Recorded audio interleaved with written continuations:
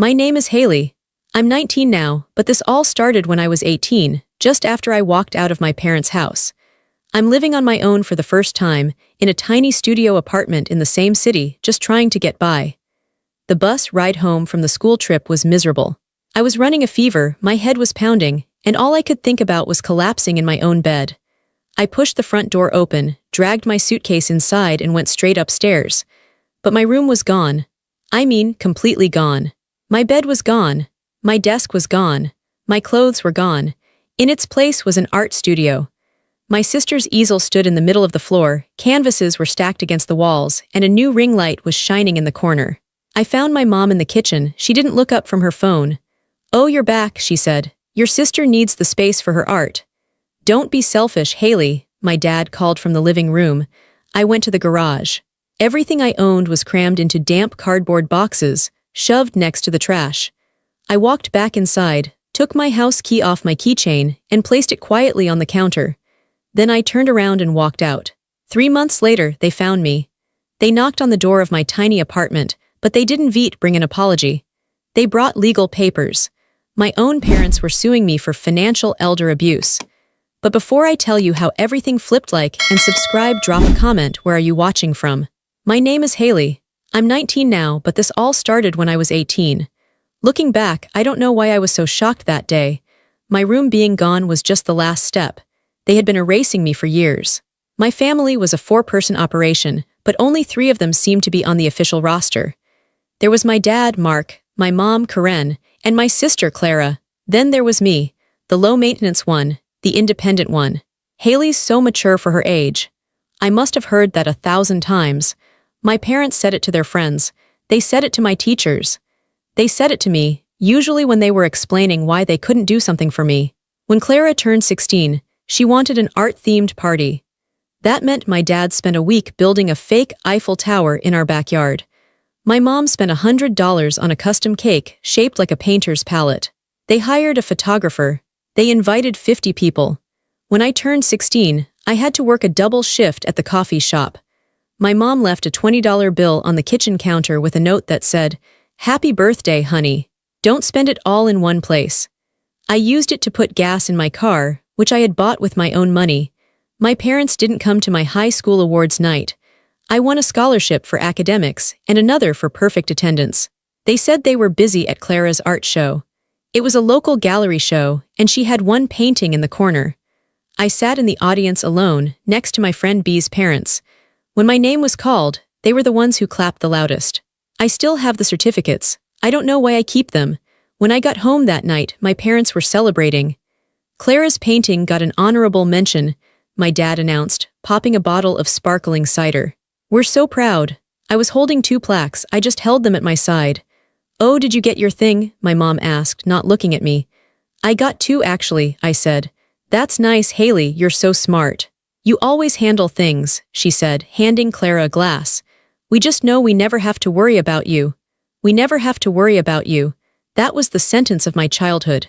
It meant that when I got the flu in 10th grade with a 103-degree fever, my mom just pointed to the Tylenol. "You know the dose," she said, "and try to keep it down. Your sister has a big project due, and she needs her rest."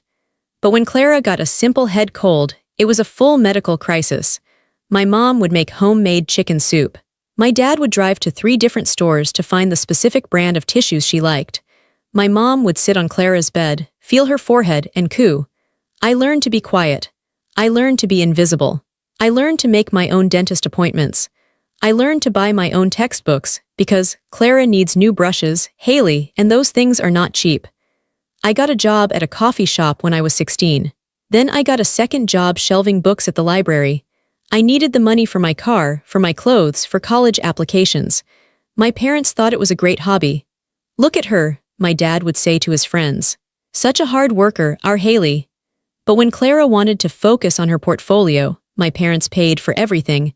Her car, her gas, her expensive art classes, her inspiration trips to the city. I remember one specific Saturday, I was exhausted.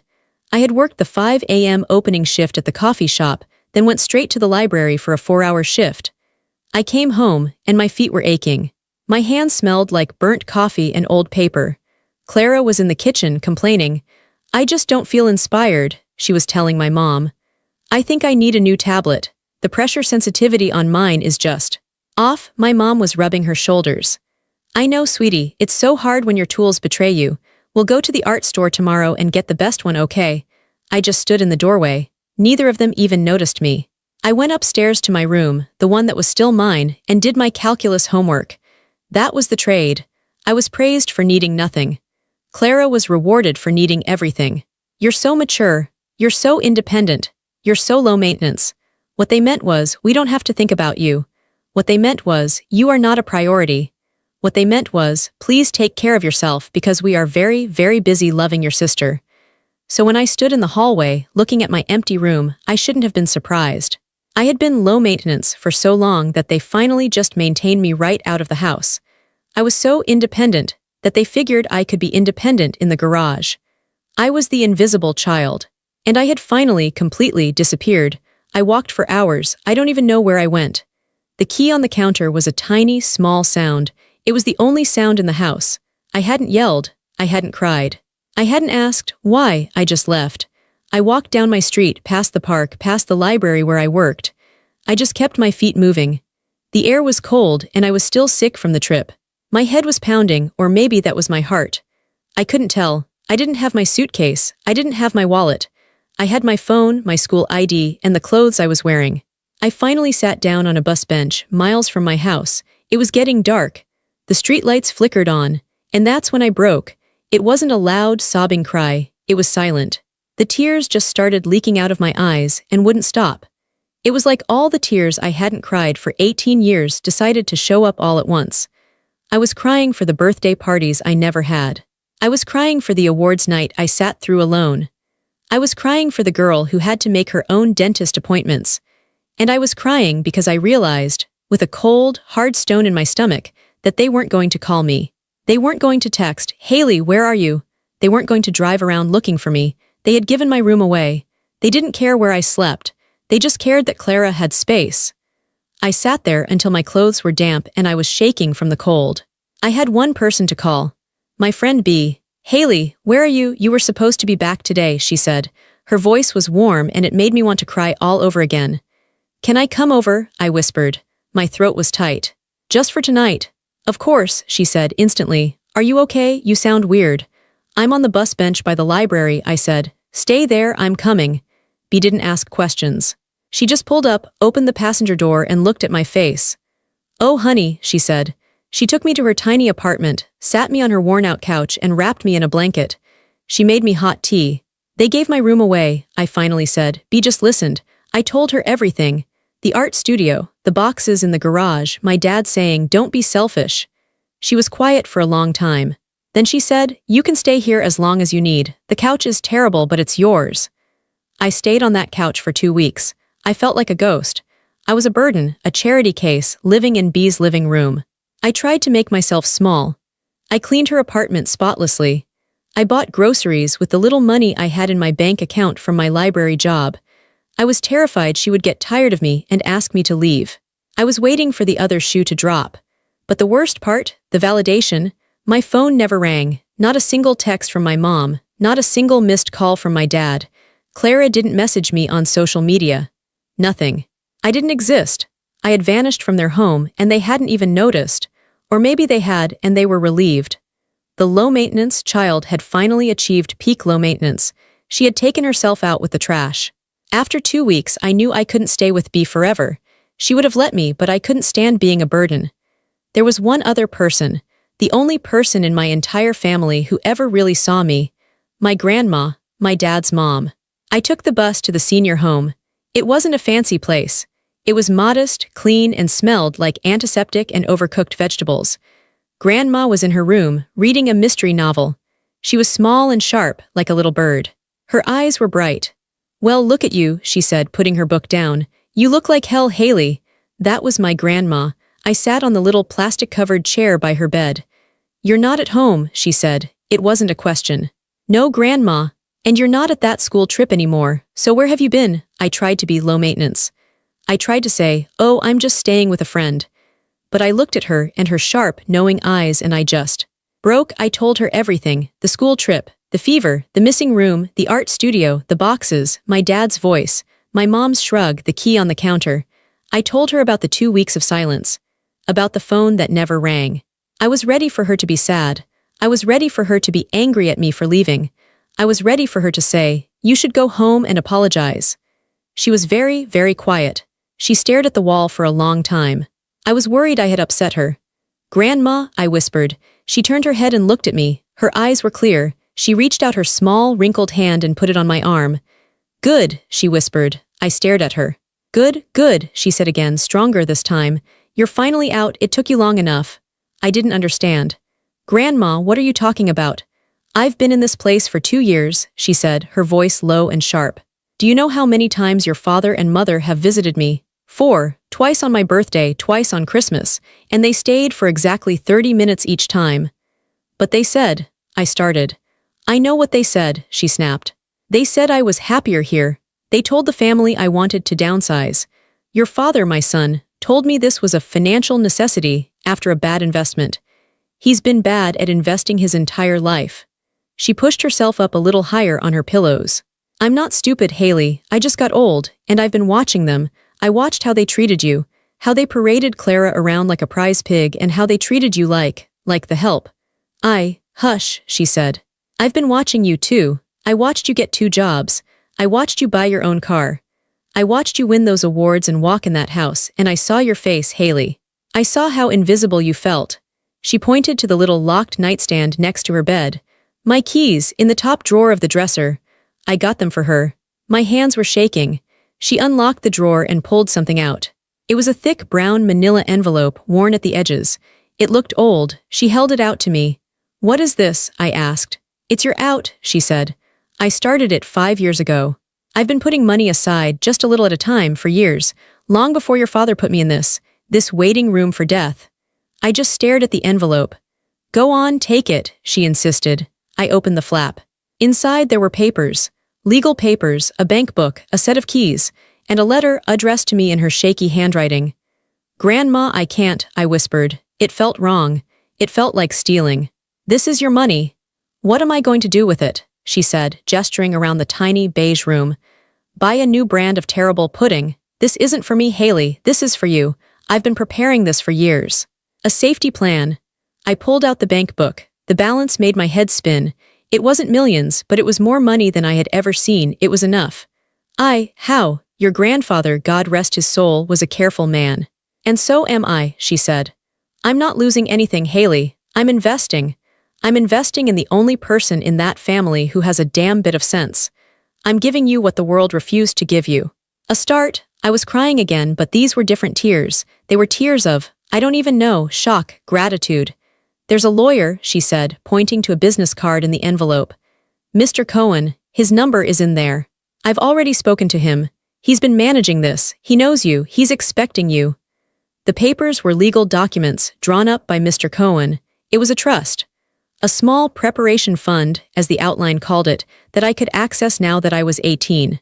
I tried to refuse again. "Grandma, they'll be so angry." "Let them be angry," she said. Her voice was pure steel.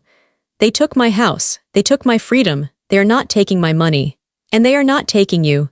She gripped my hand. Her skin was like paper, but her grip was strong. "You will take this. You will call Mr. Cohen. You will find a small, safe place to live. And you will not tell a single soul, especially not your parents. Do you understand me?" "Yes, Grandma," I said. "Good, now give me a hug. You still feel too skinny." I met Mr. Cohen the next day. He was a kind, older man in a small, tidy office. He explained everything. The fund was set up to pay for my living expenses and my education. It was protected. It was mine. "Your grandmother is a very smart woman," he said, signing the last paper. "She saw this coming." That week, I found an apartment. It was a tiny studio, what they call a bachelor apartment. It was 1 room. It had a kitchenette in the corner with a mini fridge and a hot plate. It had a small bathroom with a shower that dripped. It was empty. The walls were a pale, sad yellow. It smelled like dust. I signed the lease. I went to a discount store. I bought a pillow, a blanket, a towel, a bar of soap, and a box of instant noodles. That night I slept on the floor of my own apartment. I didn't have a bed. I didn't have a desk. I didn't have an easel or a ring light. But I had a locked door, I had a key, and it was all mine. For the first time in my entire life, I wasn't invisible. I was home. I had been in the apartment for 3 months. It was slowly starting to look like a place a person lived. I had a cheap mattress I bought online. I had a second-hand desk and a chair. I was still working at the library, and I had enrolled in classes at the local community college. I was making instant ramen on my hot plate, a textbook open on my desk. It was quiet. I was finally starting to breathe. Then came the knock. It wasn't a friendly knock. It was 3 hard, loud knocks that shook the thin door. Bam. Bam, bam, my heart jumped into my throat. I wasn't expecting anyone. Be always texted first. I looked through the peephole. My blood turned to ice. It was my parents. My father, Mark. My mother, Karen. They were standing in the hallway of my cheap apartment building, and they looked polished. My dad was in a suit. My mom had her hair and makeup done. They looked like they were going to a business meeting, not visiting their runaway daughter. They looked furious. Bam, bam, bam. Haley, my father's voice boomed. We know you're in there. Open this door. I was frozen. What did they want? How did they find me? Haley, so help me God, my mom's voice, sharp and high. Don't make a scene. I slowly unlatched the deadbolt. I opened the door just a crack. My mother pushed it open, shoving me back into the room. They stepped inside, and their presence made my tiny apartment feel even smaller. They didn't look at me, they looked around me. Their faces were disgusted. They looked at my hot plate. They looked at my mattress on the floor. Good, my mother said, her voice dripping with sarcasm.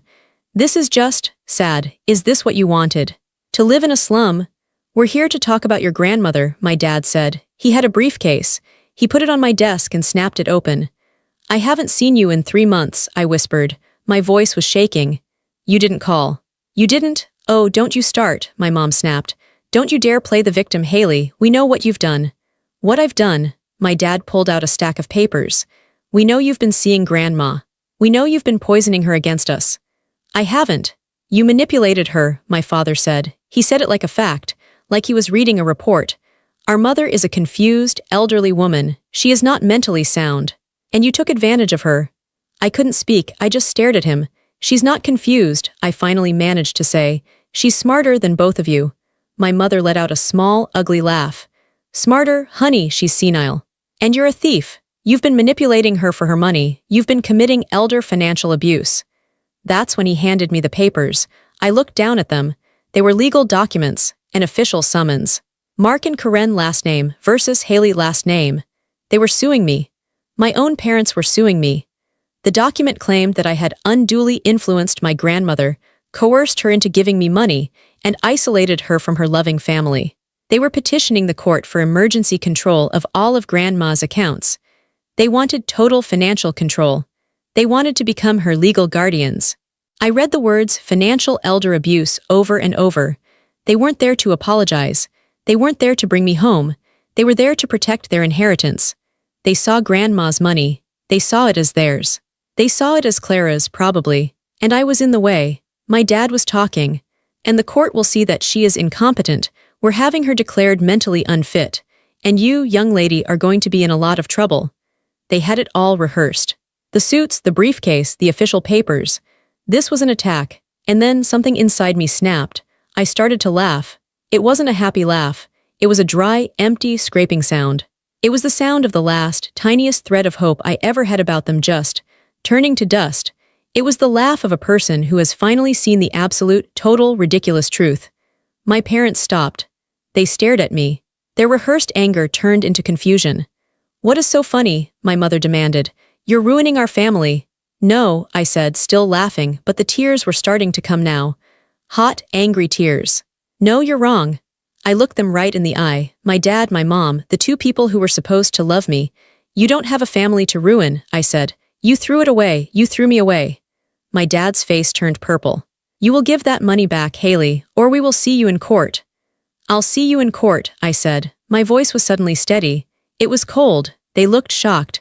They expected me to cry, to beg, to give in. I was the low-maintenance daughter. I was supposed to be easy. My mother grabbed my father's arm. Mark, let's go. She's hysterical. She's not well. They turned and walked out. My mother gave me one last look over her shoulder. You've always been a selfish, jealous girl, she said. The door slammed shut.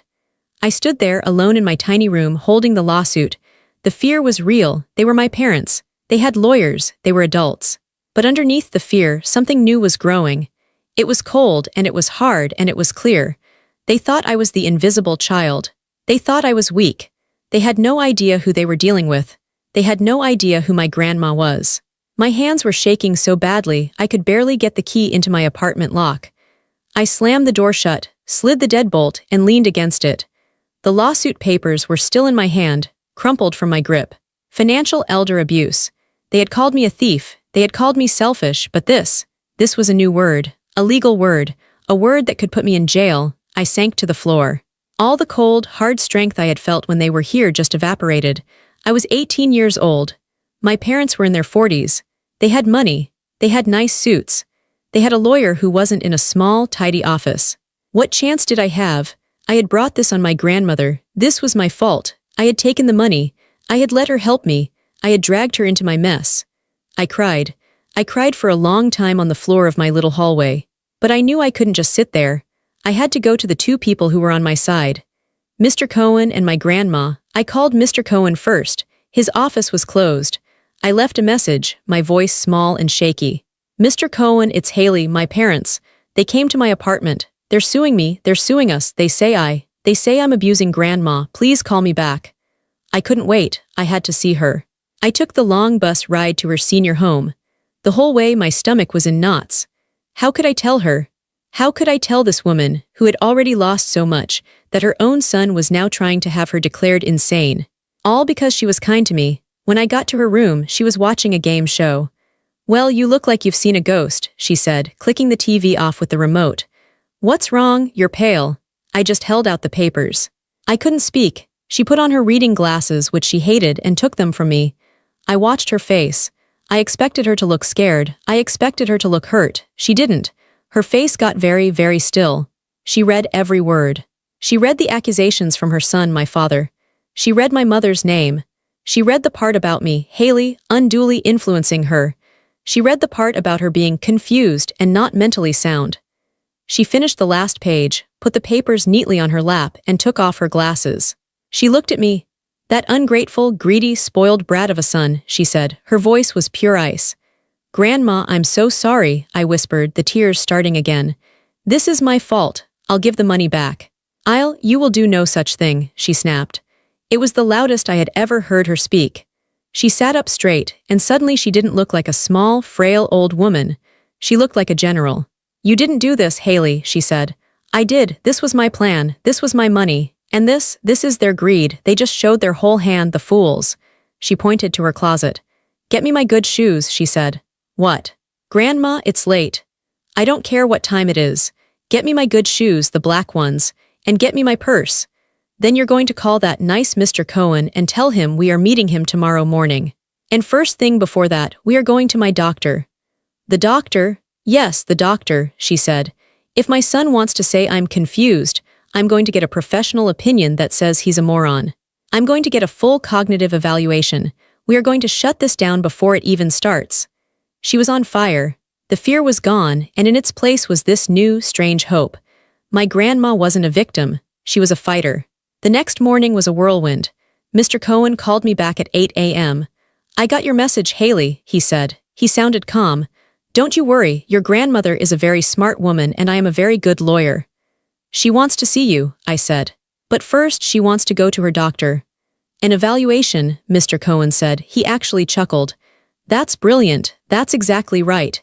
You get her there, get the report in writing. I'll file it with our response. I took my grandma to Dr. Patel, her primary care physician for 10 years. I had to help her out of the car, and she leaned on me heavily. But when she sat in that office, she was sharp as a tack. Dr. Patel, she said, my son Mark thinks I'm senile. I need you to prove him wrong. Give me the test. Give me all of them. The doctor looked at me, confused, and I just handed her the lawsuit. She read the first page and her lips got tight. I see, she said. All right, Margaret, let's do this. For an hour, she put my grandma through every cognitive test. What year is it? It's 2025, Grandma said. And it's a mess. Who is the president? That actor who thinks he's a politician. Next question. I'm going to give you 3 words to remember. Apple, table, penny. I'll ask you for them later. Apple, table, penny, Grandma repeated. Like I'm a child, fine, they went on. She had to draw a clock. She had to identify patterns. She had to answer questions about her health, her finances, her life. At the end, Dr. Patel sat back and folded her hands. Well, Margaret, your memory is frankly better than mine. You are 100% sound of mind. You are showing no signs of cognitive decline or confusion. You are perfectly, and I mean perfectly, competent to make all your own decisions. I know that, Grandma said. Now put it in writing. I'll have my office type up a full, notarized report, and I will send it to your lawyer directly, Dr. Patel said. She looked at me, and I'm happy to testify to that in court. When we left the doctor's office, Grandma was smiling. Our next stop was Mr. Cohen's office. He had the lawsuit on his desk. This is an ugly, ugly thing they've done, he said. But it's also sloppy. They're emotional, they're angry, and they've left us a wide-open door. I have the doctor's report, I said, feeling proud. That's our first bullet, he said, nodding. Now for our second, the staff at the senior home. He looked at me. Haley, they know you, they know your grandmother, and they know your parents. I'm going to call them and ask for affidavits. The head nurse. The activities director. Anyone who has seen the truth. They've seen my parents maybe 4 times in 2 years, Grandma said, sipping the tea Mr. Cohen had given her. They've seen Haley every single week, even when she was just a high school kid. Exactly, Mr. Cohen said. That will prove you are not isolated. It will prove they are the ones who isolated you. Then he pulled out a thick binder. And this, he said, is our final bullet. He opened it. It was full of letters, emails, memos. All from my grandma to him, dating back 5 years. As you can see, he said, your grandmother and I began planning this preparation fund, as she called it, 5 years ago, long before she was in any home. Long before any of this. He pointed to a letter. It was from my grandma. My son Mark is irresponsible with money, it said. I am worried about my granddaughter, Haley. She is the only one who sees me. I want to set something aside for her, a safety plan, in case they ever. I couldn't read the rest. This document, Mr. Cohen said, proves that this was not undue influence. This was not a confused, old woman being manipulated. This was a loving, careful, and planned gift from a grandmother who saw this storm coming a mile away. I looked at my grandma. She was watching me. We are not the victims here, Haley, Mr. Cohen said, closing the binder. We are the defense, and we are going to win. I finally understood. I had been walking around my whole life thinking I was the invisible, low-maintenance, quiet one. I thought I was the problem. But in this office, it all became clear. My parents weren't trying to protect their confused mother. They were trying to protect their access to her money. They saw her as a bank account. They saw me as a thief who had stolen their PIN. It was never about love. It was never about family. It was just about the money, and they were willing to destroy me and my grandma's reputation to get it. Okay, I said. My voice was steady again. What do we do next? The day of the court hearing, I felt like I was going to be sick. I had put on my only good outfit, a black skirt and a white blouse I'd bought at a thrift store. I met Mr. Cohen and my grandma at the courthouse. Grandma was in her wheelchair, but she had insisted on wearing her Sunday best, a neat blue suit and her small pearl earrings. She looked like a queen. Chin up, Haley, she whispered to me as we went through the metal detectors.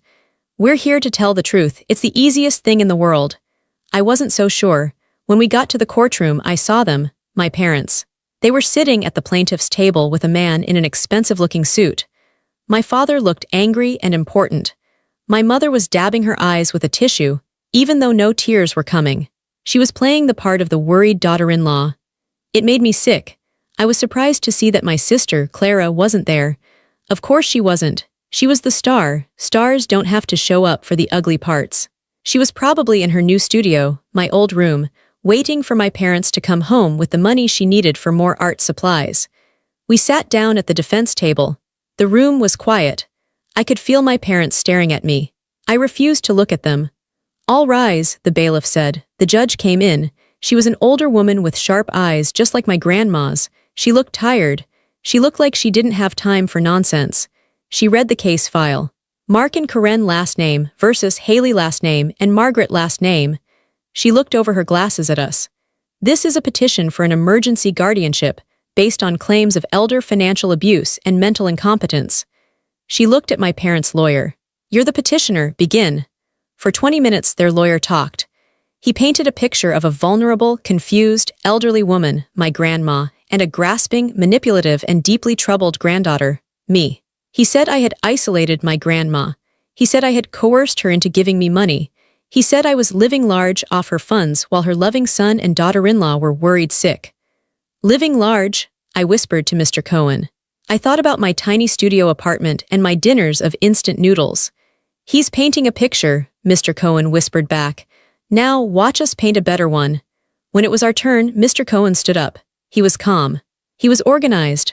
Your Honor, he said, we are here to refute these claims, which are not just false but frankly cruel. He didn't start with me. He started with my grandma. The petitioners claim that my client Margaret is mentally incompetent. Your Honor, I would like to submit into evidence Exhibit A, a full cognitive and medical evaluation, performed yesterday by Dr. Anita Patel, my client's physician of 10 years. The judge read the report. Her eyebrows went up. According to this, the judge said, Dr. Patel finds the defendant to be 100% sound of mind and possessing a memory better than her own. These are not the words of a doctor describing an incompetent person. My mother stopped dabbing her eyes. My father's face got red. Next, Mr. Cohen said, the petitioners claim that their mother has been isolated by her granddaughter. I would like to call to the stand Miss Jenna Riley. Jenna was the head nurse from my grandma's senior home. She was in her scrubs. She looked nervous but determined. Mr. Cohen asked her simple questions. Miss Riley, how long have you worked at the senior home? 8 years. In that time, how often have you seen the petitioners, Mark and Karen, visiting Margaret? Jenna looked at my parents. Maybe 5 or 6 times, total, on holidays mostly, they never stay long. I see, and how often, Mr. Cohen asked, do you see the defendant Haley? Jenna smiled at me. I see Haley every week, at least. She was here every Sunday, even in high school, taking her grandma out. She's the only one who visits. She's the only family Margaret talks about. They play cards. Haley reads to her. She's not isolating her. She's supporting her. Thank you, Miss Riley, no further questions. My dad's lawyer tried to ask her questions, but she wouldn't budge. No, sir, she said. Margaret is not confused, no, sir. Haley is a very good girl. The judge was tapping her pen. She looked annoyed. Finally, Mr. Cohen said, we have the matter of the financial abuse. The petitioners claim this was a recent, coerced transaction. He held up the thick binder. Your Honor, this is Exhibit B. It is 5 years of correspondence between my client, Margaret, and my office. It details the creation of a preparation fund for her granddaughter. He opened it. I direct you to a letter dated May 14, 2020, 3 years before my client was ever placed in a senior home. She writes, my son is irresponsible. I am worried about Haley. I want to set something aside for her, a safety plan. The judge read the letter. Then she read another one. And another one. The courtroom was completely silent. I could hear my dad's heavy, angry breathing. Finally, the judge took off her glasses. She looked at my parents. She looked at them for a long, cold minute. I have seen a lot of things in this courtroom, she said. Her voice was quiet, but it cut through the room. I have seen real abuse. I have seen real neglect. This is not it. She looked at my parents. What this is a greedy, frivolous, and frankly disgusting attempt by a son and daughter-in-law to steal their mother's money, and to use their own daughter as a scapegoat. My mother gasped. You have brought a baseless petition to my court, the judge continued.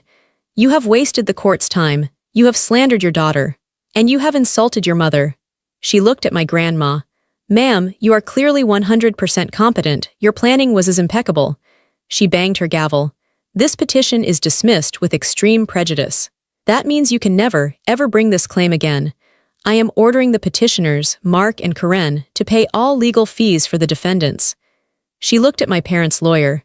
And counsel, I am frankly shocked you even brought this to me. You are walking a very fine line. She banged the gavel again. We are done here. It was over just like that. My dad was purple. My mom was, for the first time, actually crying real, angry tears. Their expensive lawyer turned to them. He snapped his briefcase shut. Don't call my office, he said, his voice low. I am resigning as your counsel. You are uncooperative and you lied to me. He walked out. My parents were left sitting there alone at the table. Mr. Cohen patted my arm. Let's go, he said. We walked right past them. I didn't look at them. I just kept my eyes on my grandma. That week the phone started ringing, It was my aunts, my uncles. Haley, I just heard. What really happened in that courtroom? Your mother said you had stolen. The family was starting to question their lies. The public record was there for anyone to see. The collapse had begun. A few days later, we were back in Mr. Cohen's office. This time the mood was different. We have to update your paperwork, Margaret, he said. That's right, Grandma said. She took a pen. First, medical proxy, that's Haley. I don't want my son or that woman he married making any decisions for me, ever. She signed the paper. And second, she said, the will. Mr. Cohen put another document in front of her. My son and daughter-in-law already spent their inheritance, she said, her voice clear. They spent it when they put me in that terrible home. They spent it when they sued me. They don't get another dime. She looked at me and her eyes were soft. It's all yours, Haley. All of it, the house, the accounts, everything. I'm not leaving you a fund. I'm leaving you a future. She signed her name. It wasn't about the money. It was about the trust. It was about the love. She had given me her name, her protection, and her legacy. And my parents, they had gotten exactly what they deserved. Nothing. The months after the court case were quiet. It was like the world had been holding its breath, and it finally let it out. The phone calls from angry relatives stopped. The fear of seeing my parents around every corner started to fade. I was free. I focused on my classes at the community college. I kept my job at the library. I saved my money.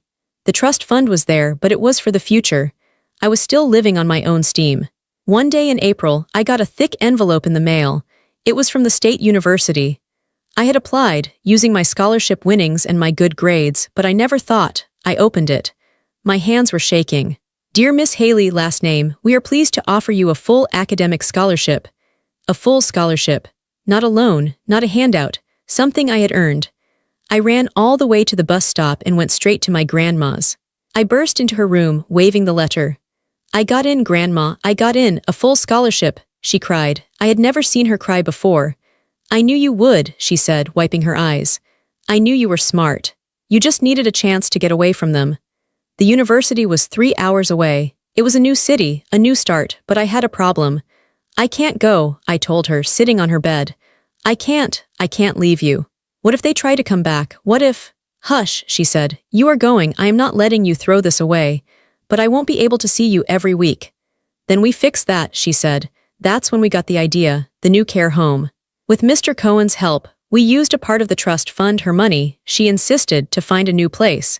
It wasn't like the old one. This new home was bright. It had a garden. It was 5 minutes from my new university campus. I'm paying for the upgrade, I told her as we signed the papers. I had been working 2 jobs all summer. You paid for my apartment, I'm paying for yours. It's not terrible, she said, as she settled into her new, sunny room. It was her highest compliment. My new life began. It was a blur. It was hard. My days were packed. I'd wake up at 6 a.m. in my tiny new dorm room. I had a full course load. I was studying to be a librarian, like the people who had been so kind to me. After my classes, I would go to my work-study job in the campus library. I loved the smell of the old books.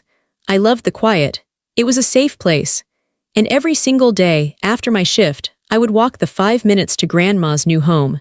Sometimes I would just sit on her bed and do my homework while she watched her game shows. Sometimes we would play cards. Sometimes, I would just tell her about my day. This boy in my history class, I'd say, he tried to explain the reading to me. I had to tell him I did the reading and he was wrong. Good, she'd cackle. Don't let these men push you around. I was healing. The nightmares about my parents showing up at my door started to stop. I was building a life that was so full, so busy, that there was no room for them in it. I wasn't just surviving, I was living. The years went by. 1 year, 2, 3, I made friends. I went to a few parties. I learned how to cook something other than instant noodles. I never heard from my parents. I never heard from Clara. It was like they had fallen off the face of the earth. I was fine with that. On my college graduation day, I wore my cap and gown. I looked out at the audience. There was my friend B, who had driven all the way up. And right in the front row, in her wheelchair, was my grandma. She was wearing her blue suit and her pearls. When they called my name, Haley last name, summa cum laude, I looked right at her. She was clapping so hard, her whole body was shaking. I wasn't the invisible child. I wasn't the extra. I was a college graduate, I was a success, and I had done it. We had done it. After graduation, I got my first real job. I was hired as a research librarian at the university. It came with a real salary. The first thing I did was move out of the dorms and get my own, real apartment. It had a separate bedroom. It had a real kitchen. It had a balcony with room for a chair. I kept visiting my grandma. Our routine didn't change, but I changed. I was an adult. I was paying my own bills. I was independent, but this time it wasn't a punishment, it was a victory. Grandma was getting older. She was frailer. Some days she slept more. But her mind was always sharp. "Are you happy, Haley?" she asked me one Sunday. We were sitting on her little patio watching the birds. "Yes, Grandma," I said, holding her hand. It felt like paper. "I'm really happy." "Good," she said. "That's all I ever wanted." She started to slow down. The visits became quieter. I would read to her. I would just sit with her. I became her caretaker, but it was a privilege, not a burden. It was the easiest, most natural thing in the world to make sure she was comfortable. To give her the love she had always given me. One Tuesday night, I got a call from the home. She was fading. I ran the 5 minutes. I sat by her bed. I held her hand. "It's okay, Grandma," I whispered. "I'm here, I'm safe, you did it, you can rest." She squeezed my hand, just a tiny bit. "You're okay," she whispered, her eyes closed. "My girl. You're okay." She passed away that night, peacefully in her sleep, while I held her hand. I was sad. I was so sad. I had lost the only person who had ever truly loved me. But as I sat there in the quiet of the room, I wasn't broken. I wasn't lost. She had given me everything I needed to survive. She had saved me. And now, my real life, the one she had bought for me, could begin. The funeral was small. It was just me. My friend B came. Mr. Cohen came. And a few of the nurses from the home, the ones who had loved my grandma, came too. It was a quiet, gray day. We buried her next to my grandfather, just like she had wanted. My parents did not come. My sister did not come. Mr. Cohen, as the executor of the will, had sent them the legal notification of her death. He had also sent them a copy of the will. He told me, for transparency. Their response was silence. They didn't call. They didn't send flowers. They didn't show up. It was like she and I had never existed. A week later, Mr. Cohen called me into his office to sign the last of the paperwork. The house, the accounts. It was all mine now. It felt strange. "She left this for you," he said. He handed me a small, sealed envelope. It wasn't a legal document. It was a personal one. I opened it in my car. It was her handwriting, shaky but clear. "My dearest Haley, if you're reading this, I am gone. Don't be sad. I was old and I was tired. And I was so proud of you. They told me you were low maintenance. I told them you were a survivor. You gave me a second life, Haley. You came to see me. You made me laugh. You gave me a reason to fight. You gave me a reason to live. I hope I gave you yours. Don't let them break you. Live your life, be happy. That will be the only revenge that matters. I love you." Grandma, I sat in my car in the parking lot and cried. But it wasn't the same as before. These were not tears of pain or fear. They were tears of love, tears of release. She was right. I had to live. In the months that followed, the rest of the story trickled in.